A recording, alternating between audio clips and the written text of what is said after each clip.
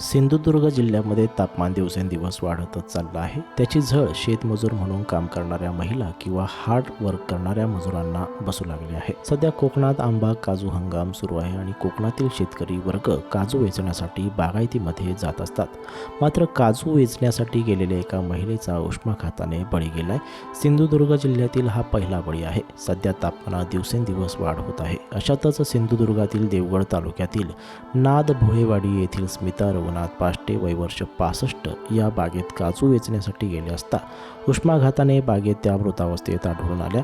ही घटना शनिवार दिनांक 6 रोजी घडली. त्यांच्या पाश्चात पती, 2 मुलगे, सुना, नातवंड असा परिवार आहे. दरम्यान जिल्ह्यात गेले काही दिवस उष्णतेची लाट कायम आहे. तापमानाचा पारा 40 पर्यंत पोहोचत आहे. त्यामुळे सकाळी 11 ते सायंकाळी 5 वाजेपर्यंत कडक उन्हामुळे घराबाहेर पडणं कठीण झाले.